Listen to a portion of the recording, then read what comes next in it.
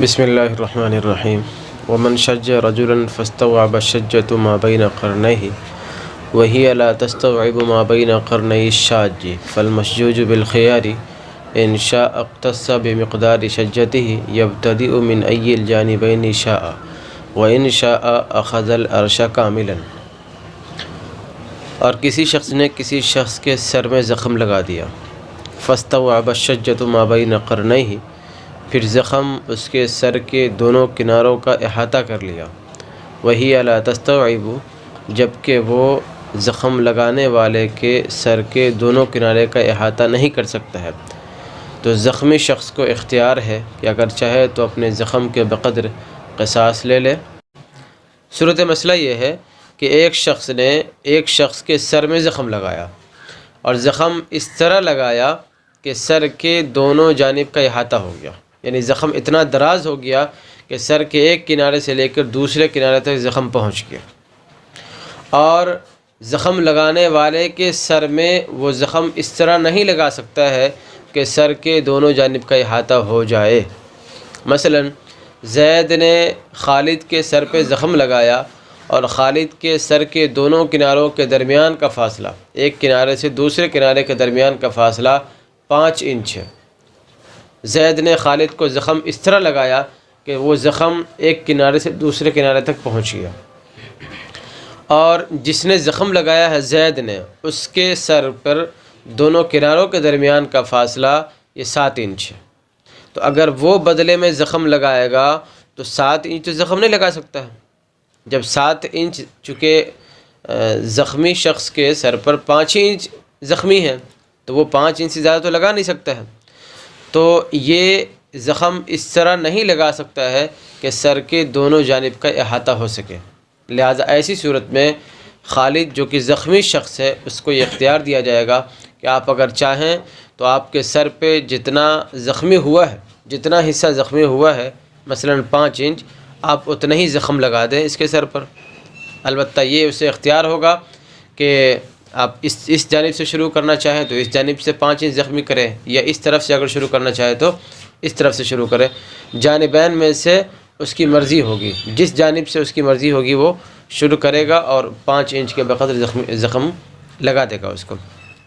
اور اگر چاہے تو زخم نہ لگائے اور پوری کی پوری دیت، پورا تاوان اس سے وصول کر لے۔ یہ اختیار اسے کیوں دیا جائے گا؟ اس لیے کہ اس کے سر پر زخم اس طرح لگا ہے، مشجوج اور زخمی شخص کے سر پر زخم اس طرح لگا ہے کہ سر کے دونوں کناروں کا احاطہ ہو گیا۔ یہ تو اس طرح اس کو زخم لگا نہیں سکتا ہے، اس لیے کہ اس کے سر پر زخمی ہے 5 ہی حصہ۔ یہ اگر اس طرح زخم لگایا کہ زخم دونوں کناروں تک پہنچ جائے تو گویا اپنے زخم کے مقدار سے بڑھ کر یہ زخم لگانے والا ہوگا، تو زیادتی ہو جائے گی، اور قصاص کے اندر برابری ضروری ہے۔ آپ بڑھ کے اگر لیں گے تو پھر آپ ظالم ٹھہریں گے، اس لیے زیادہ زخم لگانے کی اجازت تو ہے نہیں۔ اور اگر 5 ہی انچ لگاتے ہیں تو ٹھیک ہے، 5 انچ کے بقدر زخمی تو ہو جائے گا، لیکن جو تکلیف مشجوج کو پہنچی ہے، زخمی شخص کو پہنچی ہے، وہ تکلیف تو اس کو نہیں پہنچے گی، تو گویا مشجوج کا حق تھوڑا سا کم ہو جائے گا۔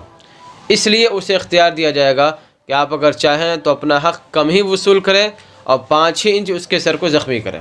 اور اگر آپ چاہتے ہیں کہ شریعت نے جو اس کا پورا تاوان اور اس کی پوری دیت رکھی ہے وہ اگر لینا چاہیں اور پورا حق وصول کرنا چاہیں تو پھر آپ زخم لگانے کے بجائے آپ اس کا تاوان وصول کر لیں، اس لیے اسے یہ اختیار دیا جائے گا۔ ومن شج رجلا فاستوعب الشجة ما بين قرنيه، اور کسی نے کسی شخص کے سر میں زخم لگایا، پھر زخم سر کے دونوں کناروں کا احاطہ کر لیا، گھیر لیا، وہی لا تستوعب ما بين قرني الشاج، اور یہ زخم لگانے والے کے دونوں کناروں کا احاطہ نہیں کر سکتا ہے، تو زخمی شخص کو اختیار ہے اگر چاہے تو اپنے زخم کے بقدر بدلہ لے لے، قصاص لے لے، دونوں جانبوں میں سے جس جانب سے چاہے شروع کرے، اور اگر چاہے تو پورا تاوان یا پوری دیت لے لے۔ ولا قصاص فی اللسان ولا فی الذکر الا ان یقطع الحشفۃ، اور قصاص نہیں ہے زبان میں اور نہ ذکر میں مگر ایک کہ حشفہ کاٹ دے۔ بات پیچھے کئی بار آ چکی ہے کہ وہ اطراف جس کے اندر مماثلت اور مساوات ممکن ہے، وہاں پر قصاص لیا جائے گا، اور جن اعضاء کے اندر مساوات اور مماثلت ممکن نہیں ہے وہاں پر قصاص نہیں لیا جائے گا بلکہ دیت لی جائے گی۔ زبان بھی انسان کی کبھی دراز ہوتی ہے اور کبھی چھوٹی ہو جاتی ہے۔ ذکر کے اندر بھی کبھی انقباض ہوتا ہے اور کبھی انبساط ہوتا ہے، کبھی وہ دراز ہو جاتا ہے اور کبھی منقبض ہو جاتا ہے۔ تو اس طرح دراز ہونے اور کم ہونے میں ظاہر ہے کہ مساوات اور مماثلت ممکن نہیں ہے، اور جب مساوات اور مماثلت ممکن نہیں تو وہاں پر قصاص نہیں، اس لیے زبان میں اور ذکر میں قصاص نہیں ہے۔ زبان خواہ پوری کاٹ دی جائے یا بعض حصہ کاٹا جائے، بہر صورت اس کے اندر مساوات اور مماثلت ممکن نہیں ہے، اس لیے زبان میں چاہے پوری کاٹے یا بعض کاٹے قصاص نہیں بلکہ اس کی دیت ہی ہوگی۔ البتہ ذکر ہے بالکل اگر جڑ سے کاٹ دیتا ہے تو اس میں مساوات ممکن ہے، قصاص لیا جائے گا۔ اسی طریقے سے اگر حشفہ کاٹتا ہے، جہاں سے نائی آ کر کے کاٹ دیتا ہے اور ایک نشان سا بن جاتا ہے، اس کو حشفہ کہتے ہیں، تو اگر وہاں سے کاٹتا ہے تو چونکہ کاٹنے کی جگہ متعین ہو جاتی ہے، اس میں مساوات اور مماثلت ممکن ہے، اس لیے اگر حشفہ کاٹتا ہے تب تو قصاص لیا جائے گا، لیکن اگر حشفہ کے آگے سے اور جڑ سے پہلے سے درمیان سے کہیں سے کاٹتا ہے تو پھر وہاں پر مساوات ممکن نہ ہونے کی وجہ سے قصاص نہیں لیا جائے گا، اس لیے کہ اس کے اندر انقباض اور انبساط ہوتا رہتا ہے۔ اور زبان اور ذکر میں قصاص نہیں ہے مگر یہ کہ حشفہ کاٹ دے۔ وَإِذَا اصْطَلَحَ الْقَاتِلُ أَوْلِيَاءَ الْمَقْتُولِ عَلَى مَالٍ سَقَطَ الْقِصَاصُ وَوَجَبَ الْمَالُ قَلِيلًا كَانَ أَوْ كَثِيرًا۔ اور جب قاتل مقتول کے اولیاء سے کسی مال پر صلح کر لے تو قصاص ساقط ہو جائے گا اور مال واجب ہو جائے گا، کم ہو یا زیادہ۔ کسی نے کسی آدمی کو قتل کر دیا، قتل کرنے کے بعد قاتل گیا مقتول کے ورثہ اور اس کے اولیاء کے پاس اور جا کر کے کہا کہ مجھ سے غلطی ہو گئی ہے، آپ کو یہ حق ہے کہ آپ مجھے بدلے میں قتل کر دیں، لیکن ظاہر ہے کہ مجھے قتل کرنے سے آپ کے غصے میں تھوڑی سی ٹھنڈک آئے گی، غصہ ٹھنڈا ہو جائے گا، تھوڑی سی تسلی ملے گی، لیکن آپ کا کوئی فائدہ تو ہوگا نہیں، اس لیے ہم اتنا مال دیتے ہیں آپ کو، آپ اتنا مال لے کر کے مجھے معاف کر دیجئے۔ تو اولیاء کو یہ حق ہے، چونکہ قصاص یہ خالص مقتول کے ورثہ اور اس کے اولیاء کا حق ہے، جس طرح وہ بغیر کسی عوض کے معاف کر سکتا ہے، عوض کے ساتھ بھی معاف کر سکتا ہے۔ قرآن نے کہا فَمَنْ عُفِيَ لَهُ مِنْ أَخِيهِ شَيْءٌ فَاتِّبَاعٌ بِالْمَعْرُوفِ وَأَدَاءٌ إِلَيْهِ بِإِحْسَانٍ۔ یہ آیت صلح کے سلسلے میں نازل ہوئی ہے کہ قتل کے بعد قاتل اگر مقتول کے اولیاء سے ورثہ سے اگر صلح کرنا چاہے تو صلح کرنے میں کوئی حرج نہیں ہے۔ پھر سرکار دو عالم صلی اللہ علیہ وسلم کی حدیث ہے کہ اگر کسی کے رشتہ دار کو قتل کر دیا جائے تو مقتول کے ورثہ اور مقتول کے اولیاء کو دو اختیار ہیں، اگر چاہے تو وہ قاتل سے قصاص لے اور اگر چاہے تو دیت لے۔ تو اگر قاتل مقتول کے اولیاء سے کسی مال پر صلح کر لیتا ہے کہ ہم اتنا مال دیتے ہیں اور اتنا مال لے کر کے آپ مجھے معاف کر دیجئے، مجھے قصاصاً قتل نہیں کیجئے، تو یہ اولیاء کو حق ہے۔ اور جب قصاص سے صلح کر لیں گے اولیاء تو اب قصاص ساقط ہو جائے گا، اس لیے کہ احد العوضین ہی واجب ہوگا نا، قصاص یا اس کا بدل، اور جب قصاص کو معاف کر چکا ہے تو معاف کر دینے کے بعد اب قصاص ساقط، اب اس سے پھر کوئی قصاص لینا چاہے تو نہیں لے سکتا ہے، البتہ قصاص کا عوض جو مال ہے بدل قصاص وہ واجب ہوگا۔ اس کی مقدار چونکہ منصوص علیہ نہیں ہے، شریعت نے کوئی اس کی مقدار صلح کے سلسلے میں کہ کتنا مال پر صلح کیا جائے اس کی کوئی مقدار طے نہیں ہے، اس لیے آپس میں جتنے مال پر صلح ہو جائے، کم ہو یا زیادہ، دونوں چلے گا۔ جب قاتل مقتول کے اولیاء سے کسی مال پر صلح کر لے تو قصاص ساقط ہو جائے گا اور مال واجب ہو جائے گا، کم ہو یا زیادہ۔ فَإِنْ عَفَا أَحَدُ الشُّرَكَاءِ مِنَ الدَّمِ أَوْ صَالَحَ مِنْ نَصِيبِهِ عَلَى عِوَضٍ سَقَطَ حَقُّ الْبَاقِينَ مِنَ الْقِصَاصِ وَكَانَ لَهُمْ نَصِيبُهُم مِنَ الدِّيَةِ۔ پھر اگر شرکاء میں سے ایک قصاص کو معاف کر دے، عفا احد الشرکاء من الدم، شرکاء میں سے کوئی ایک قصاص کو معاف کر دے، او صالح من نصیبہ علی عوض، یا اپنے حصے کی طرف سے کسی عوض پر صلح کر لے، سقط حق الباقین من القصاص، تو قصاص سے باقی لوگوں کا حق ساقط ہو جائے گا، وکان لہم نصیبہم من الدیۃ، اور ان کے لیے دیت میں سے ان کا حصہ ہوگا۔ زید نے خالد کو قتل کر دیا، اور قتل کرنے کے بعد خالد کے کئی وارث ہیں، اس کے کئی اولیاء ہیں، کئی وارث ہیں۔ ایک نے جا کر کے صلح کر لیا یا ایک نے اپنے حصے کو معاف کر دیا۔ خالد کے ورثہ میں سے، اس کے ولیوں میں سے ایک نے قاتل سے صلح کر لیا یا قاتل کو معاف کر دیا، کہا کہ ٹھیک ہے ہم تم سے قصاص نہیں لیں گے، یا تم اتنا پیسہ ہمیں دے دو میں اپنے حصے سے دستبردار ہو جاؤں گا۔ تو اگر قاتل سے اس کے ورثہ میں سے کوئی ایک قاتل کو معاف کر دے یا قاتل سے کسی مال پر صلح کر لے، تو ایک کے صلح کرنے کی وجہ سے قصاص سے سب کا حق ساقط ہو جائے گا، اس لیے کہ قصاص نام ہے بدلہ کا، اور بدلے میں اس کو قتل کیا جائے گا، اور ظاہر ہے کہ قتل کرنے میں تجزی اور تقسیم تو ہے نہیں۔ ایک کی طرف سے جب معافی مل گئی تو اب سب کی طرف سے معافی ہوگی، البتہ باقی ورثہ کو دیت کا حصہ ملے گا۔ چنانچہ جب ایک نے آ کر کے معاف کر دیا یا کسی مال پر صلح کر لیا، تو صلح کر لینے کے بعد قاتل سے قصاص ساقط ہو جائے گا۔ اب باقی ورثہ اگر ان سے قصاص لینا چاہے تو نہیں لے سکتے ہیں، البتہ کہ وہ بلا عوض معاف کر دیا ہے ایک شریک نے یا کسی مال کے عوض معاف کیا ہے، تو اس کا حصہ دیت سے ساقط ہو جائے گا۔ جتنا مال پر صلح کیا وہ تو واجب ہوگا ہی، وہ تو دے گا ہی، باقی قصاص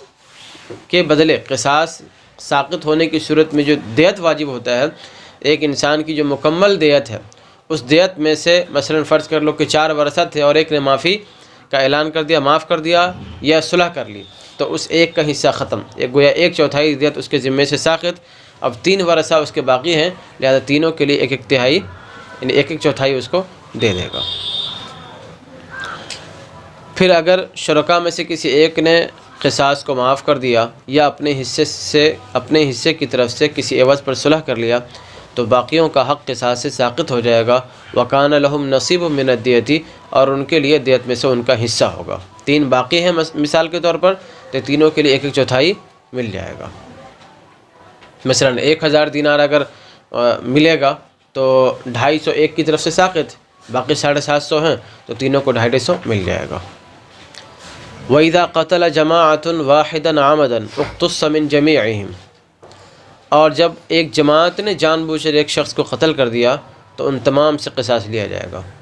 5 آدمیوں کی ایک جماعت تھی اور 5 آدمیوں نے مل کر کے ایک شخص کو جان بوجھ کر قتل کیا، اور 5 نے زخم لگایا، 5 نے اس پر کاری ضرب لگائی ہے اور زخم لگایا ہے، تو ایسی صورت میں 5 سے قصاص لیا جائے گا، اس لیے کہ قصاص نام ہے بدلے کا، ایک شخص کو 5 نے مل کر قتل کیا ہے، لہٰذا قتل میں 5 شریک، اس لیے قصاصاً اور بدلے میں ان 5 کو قتل کیا جائے گا، اس لیے کہ اس قتل کا بدلہ ہے اور قتل میں 5 شریک، اس لیے 5 سے قصاص لیا جائے گا اور سب کو قتل کیا جائے گا۔ البتہ قصاص لینے کے لیے ضروری ہے کہ اس نے کاری ضرب لگائی ہو، سخت زخم لگایا ہو، تب جا کر کے اس سے قصاص لیا جائے گا۔ ایک مل کر کے مار رہا تھا، اس کو قتل کر رہا تھا، اور دوسرا دور سے ہی کھڑا اس کو پتھر مار رہا تھا، تو پھر اس سے قصاص نہیں لیا جائے گا۔ ایک جماعت نے ایک شخص کو جان بوجھ کر قتل کر دیا تو ان تمام سے قصاص لیا جائے گا۔ وَإِذَا قَتَلَ وَاحِدٌ جَمَاعَةً فَحَضَرَ أَوْلِيَاءُ الْمَقْتُولِينَ قُتِلَ لِجَمَاعَتِهِمْ وَلَا شَيْءَ لَهُمْ غَيْرُ ذَلِكَ فَإِنْ حَضَرَ وَاحِدٌ مِّنْهُمْ قُتِلَ لَهُ وَسَقَطَ حَقُّ الْبَاقِينَ۔ اور جب ایک شخص نے ایک جماعت کو قتل کر دیا، پھر مقتولین کے اولیاء حاضر ہوئے تو ان تمام کے لیے قتل کیا جائے گا، اور ان کے لیے اس کے علاوہ کچھ بھی نہیں ہوگا۔ پھر اگر ان میں سے ایک حاضر ہوا اور اس کے لیے قتل کر دیا گیا تو باقیوں کا حق ساقط ہو جائے گا۔ ایک شخص تنہا اس نے کئی آدمیوں کو قتل کر دیا، ایک جماعت کو قتل کر دیا، ایک آدمی نے 5 آدمیوں کو قتل کر دیا، اور 5 کے ورثہ حاضر ہوئے قاضی کے پاس اور کہا کہ قاضی صاحب ہمارے مقتول کا قاتل یہ ہے۔ 5 نے دعویٰ کیا اور 5 کا دعویٰ اپنی جگہ صحیح ہو گیا، تو اس ایک شخص کو 5 کے لیے قتل کیا جائے گا، یعنی اس ایک شخص کو 5 کی موجودگی میں قتل کیا جائے گا اور سب کا قصاص اسی میں ہو جائے گا، اس لیے کہ قاتل تو بہرحال ایک ہی ہے۔ مثلا زید ہے قاتل، خالد، بکر، عمر وغیرہ وغیرہ یہ سب مقتول ہے، تو اس کا قاتل بھی یہی، اس کا قاتل بھی وہی، تو اس کے قتل کے بدلے میں بھی قتل اسی کو کیا جائے گا، اور باقی جتنے لوگ ہیں سب کے بدلے میں اسی کو قتل کیا جائے گا، اس لیے اس ایک شخص کو قتل کیا جائے گا اور سب کا قصاص اسی میں ادا ہو جائے گا۔ پھر ان لوگوں کے لیے، مقتولین کے ورثہ کے لیے، اولیاء کے لیے اس قتل کے علاوہ کچھ بھی نہیں ہوگا، اس لیے کہ قصاص اگر لیا جائے تو پھر قصاص کے علاوہ کچھ بھی واجب نہیں ہوتا ہے، چاہے وہ قصاص ایک شخص کی طرف سے ہو یا پھر ایک جماعت کی طرف سے ہو، چونکہ قصاص لیا جا رہا ہے نا، اس لیے قصاص لینے کی صورت میں کچھ بھی واجب نہیں ہوگا۔ البتہ ان میں سے 5 آدمیوں کو اس نے قتل کیا تھا اور ایک آدمی آیا، فَإِنْ حَضَرَ وَاحِدٌ مِّنْهُمْ، مقتولین کے جو کئی مقتولین ہیں 5 ہے، 5 میں سے ایک کے ورثہ، ایک کے اولیاء حاضر ہوئے اور قاضی کے ہاں دعویٰ کیا، دعویٰ کرنے کے بعد دعویٰ ثابت ہو گیا، قاضی نے سزا کا فیصلہ سنا دیا اور قصاصاً اسے قتل کر دیا گیا۔ اس کے بعد بعض لوگ آئے، دوسرے جو بعض لوگ تھے، دوسرے مقتولین کے ورثہ اور اس کے اولیاء، وہ لوگ آئے اور آ کر کے کہا قاضی صاحب یہ میرے فلاں کا بھی قاتل تھا، فلاں کا بھی قاتل تھا، تو کہتے ہیں کہ اب تو وہ شخص قتل ہو چکا، اگر وہ زندہ ہوتا ہے تو اس کے بدلے بھی قتل کیا جاتا، لیکن چونکہ وہ قتل، اور قتل ہونے کے بعد اب قصاص کی کوئی صورت ہے نہیں، اس لیے باقی سب لوگوں کا حق قصاص ختم ہو جائے گا۔ اس لیے کہ جس جگہ پر قصاص نافذ کیا جاتا، جس چیز پر، ظاہر ہے کہ محل ہی باقی نہیں ہے، تو محل کے فوت ہو جانے کی وجہ سے قصاص ساقط ہو جائے گا۔ پھر اگر ان میں سے ایک حاضر ہوا اور اس کے لیے قتل کر دیا گیا تو باقیوں کا حق ساقط ہو جائے گا۔ وَمَنْ وَجَبَ عَلَيْهِ الْقِصَاصُ فَمَا تَسَقَّطَ عَنْهُ الْقِصَاصُ، اور جس شخص پر قصاص واجب تھا وہ مر گیا تو قصاص اس سے ساقط ہو جائے گا۔ زید نے خالد کو قتل کیا تھا اور قتل کرنے کی وجہ سے زید پر قصاص واجب تھا، زید کو قصاصاً قتل کیا جاتا، لیکن قاضی کے سزا کا فیصلہ سنانے سے پہلے یہ شخص مر گیا، تو اب مر جانے کی وجہ سے قصاص ساقط ہو جائے گا، اس لیے کہ قصاص میں قتل اسی کو کیا جاتا، اور اب وہ رہا ہی نہیں تو قصاص کس پر نافذ کریں گے، تو محل کے فوت ہو جانے کی وجہ سے قصاص ساقط ہو جائے گا، اور جس شخص پر قصاص واجب تھا وہ مر گیا تو اس سے قصاص ساقط ہو جائے گا۔ وَإِذَا قَطَعَ رَجُلَانِ يَدَ رَجُلٍ وَاحِدٍ فَلَا قِصَاصَ عَلَى كُلِّ وَاحِدٍ مِّنْهُمَا وَعَلَيْهِمَا نِصْفُ الدِّيَةِ، اور جب 2 آدمیوں نے ایک آدمی کا ہاتھ کاٹ دیا تو ان دونوں میں سے کسی پر قصاص نہیں ہوگا اور ان دونوں پر نصف دیت واجب ہوگی۔ 2 آدمیوں نے مل کر کے ایک شخص کا ہاتھ کاٹا ہے، 2 آدمیوں نے مل کر کے ایک شخص کا ہاتھ کاٹ دیا تو ان دونوں میں سے کسی پر قصاص واجب نہیں ہوگا، چاہے دونوں نے مل کر جڑ سے ہاتھ کاٹا ہو یا کہیں سے کاٹا ہو، درمیان سے کاٹا ہے تو ظاہر ہے کہ مساوات نہیں ہے، لیکن اگر جڑ سے کاٹا ہو تو بھی مساوات ممکن نہیں ہے، اس لیے کہ جب 2 آدمیوں نے مل کر کے کاٹا ہے تو ظاہر ہے کہ ہاتھ دونوں پر تقسیم ہو جائے گا نا، آدھا آدھا، اور جب آدھا ہاتھ کاٹے گا تو قصاص ہے نہیں ہے، مساوات کے نہ ہونے کی وجہ سے، لہٰذا اگر 2 شخص مل کر کے کاٹا ہے ہاتھ تو کسی پر قصاص واجب نہیں ہوگا، اس لیے کہ ہاتھ تقسیم ہو جائے گا دونوں پر، اور جب تقسیم ہو جائے گا تو ایک کے حصے میں آدھا ہاتھ، ایک کے حصے میں آدھا ہاتھ، اور اگر ایک آدمی کسی کا آدھا ہاتھ کاٹتا ہے اور جوڑ کے علاوہ کسی اور حصے سے کاٹتا ہے تو ظاہر ہے کہ اس پر قصاص نہیں، اس لیے اگر 2 آدمیوں نے مل کر کسی ایک آدمی کا ہاتھ کاٹا ہے تو ان دونوں میں سے کسی پر قصاص نہیں ہوگا۔ البتہ ایک کامل انسان کی جو نصف دیت ہوتی ہے وہ دونوں پر واجب ہوگی اور دونوں مل کر کے وہ نصف دیت ادا کریں گے۔ اور جب 2 آدمیوں نے ایک آدمی کا ہاتھ کاٹ دیا تو ان دونوں میں سے کسی پر قصاص نہیں ہوگا، فلا قصاص علی کل واحد منہما، ان دونوں میں سے کسی پر قصاص نہیں ہوگا، وعلیہما نصف الدیۃ، اور ان دونوں پر نصف دیت واجب ہوگی۔ وَإِنْ قَطَعَ واحد، اور اگر ایک آدمی نے 2 آدمیوں کے دائیں ہاتھ کو کاٹ دیا، وَإِنْ قَطَعَ واحد یمنی رجلین، اور اگر ایک آدمی نے 2 آدمیوں کے دائیں ہاتھ کو کاٹ دیا، فحضر، پھر وہ دونوں حاضر ہوئے تو ان دونوں کو حق ہے کہ وہ دونوں اس کے ایک ہاتھ کو کاٹ دیں اور نصف دیت اس سے وصول کر لیں، یقتسمانھا نصفین، جس کو نصف نصف وہ لوگ بانٹ لیں گے۔ پھر اگر ان میں سے ایک حاضر ہوا اور اس نے اس کا ہاتھ کاٹ دیا تو دوسرے کے لیے اس پر نصف دیت واجب ہوگی۔ ایک شخص ہے، اس نے 2 آدمیوں کا ہاتھ کاٹا اور دونوں کا دایاں ہی ہاتھ کاٹا، زید ہے مثلا، خالد کا ایک ہاتھ کاٹا دایاں ہاتھ اور راشد کا بھی ایک ہاتھ کاٹا دایاں ہاتھ، 2 آدمیوں کا دایاں ہی ہاتھ کاٹا، دونوں ایک ساتھ حاضر ہوئے قاضی کے پاس اور مقدمہ دائر کیے اور دعویٰ کرنے کے بعد مقدمہ میں جیت گئے، یعنی اس کے لیے قصاص ثابت ہو گیا، تو اب وہ دونوں آئیں گے تو اب اس کو یہ حق ہوگا کہ وہ اس کا ہاتھ کٹوا دے اور ہاتھ کٹوا کر کے نصف دیت وصول کر لے، اس لیے کہ ظاہر ہے کہ کاٹا جائے گا تو ہاتھ کسی ایک ہی کے بدلے میں ہوگا نا، کسی ایک ہی کے بدلے میں ہوگا، لیکن چونکہ اختلاف ہو سکتا ہے کہ ہم مان لیں گے تم ہاتھ کٹواؤ،